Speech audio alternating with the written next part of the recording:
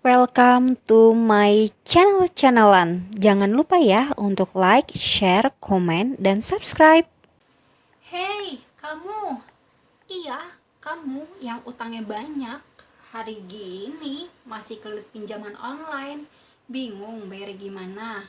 Pusing ditagih-tagihin terus. Pakai diancam akan disebarkan data pribadi lagi.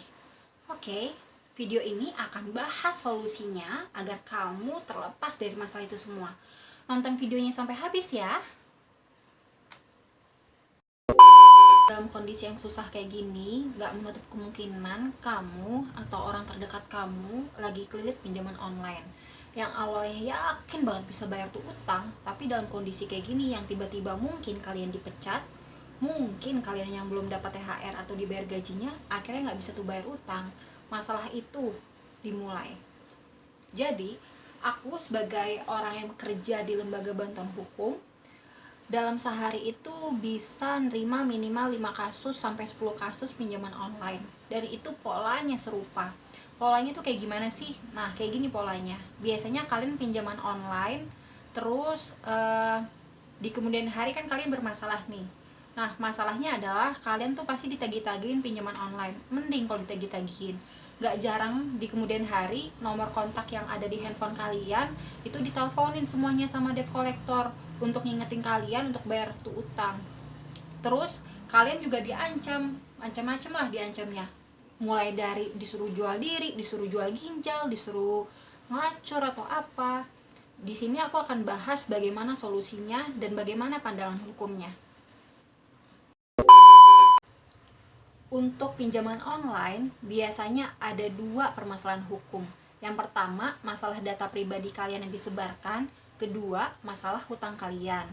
Untuk penyebaran data pribadi, sebenarnya sudah ada undang-undang yang mengatur. Aku akan jelaskan. Pertama, kalian bisa cek di Undang-Undang Dasar 1945, yaitu pasal 28G ayat 1. Isinya tuh kayak gini. Setiap orang berhak atas perlindungan diri pribadi, keluarga, kehormatan, martabat, dan harta benda yang di bawah kekuasaannya, serta berhak atas rasa aman dan perlindungan dari ancaman ketakutan untuk berbuat atau tidak berbuat sesuatu yang merupakan hak asasi.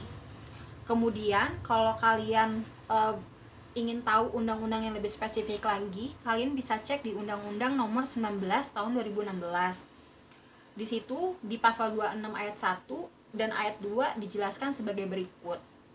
Kecuali ditentukan lain oleh peraturan perundang-undangan, penggunaan setiap informasi melalui media elektronik yang menyangkut data pribadi seseorang harus dilakukan atas persetujuan orang yang bersangkutan. Nah, kalau pinjaman online biasanya kalian tuh gak ngizinin tuh, tiba-tiba data kalian di-blast aja. Terus yang kedua, setiap orang yang dilanggar haknya sebagaimana yang dimaksud ayat 1 yang tadi kujelaskan, dapat mengajukan gugatan atas kerugian yang timbul berdasarkan undang-undang ini. Jadi, kalian bisa menempuh upaya hukum kalau data pribadi kalian disebarkan.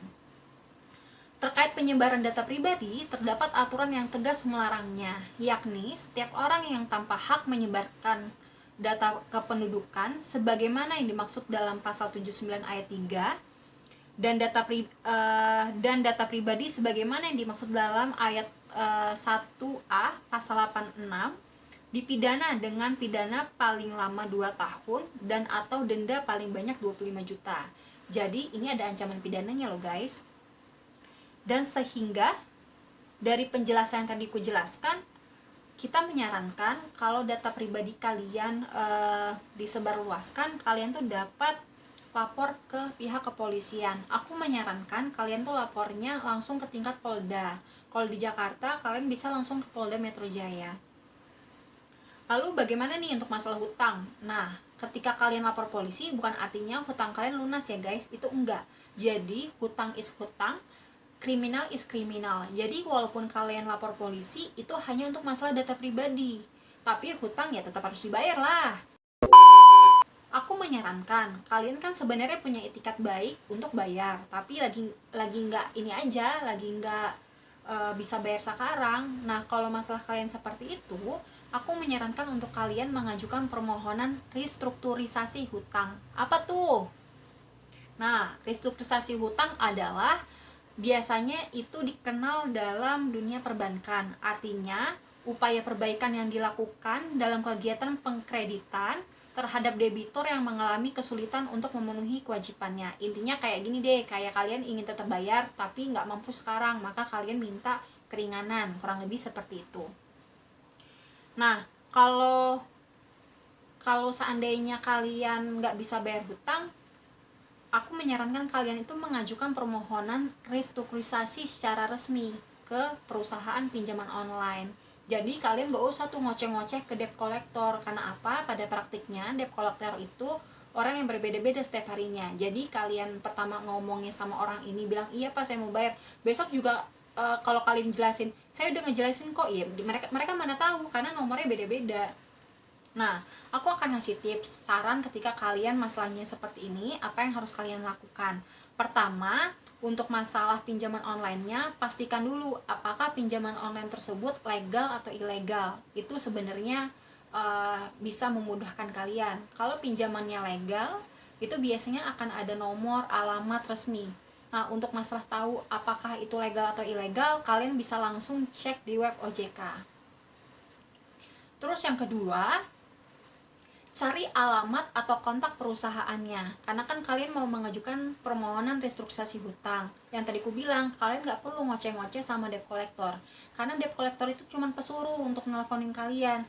Yang punya masalah adalah kamu sama si yang punya duit, yaitu si perusahaan pinjaman online. Jadi kalian mengajuin permohonan hutangnya tersebut, keringanan hutang, itu langsung ke pihak perusahaan, bukan ke debt collector. Kedua, permohonan tersebut ya harus secara tertulis, karena permohonan secara tertulis itu menunjukkan kalau kalian itu punya itikat baik loh untuk bayar hutang, kayak gitu.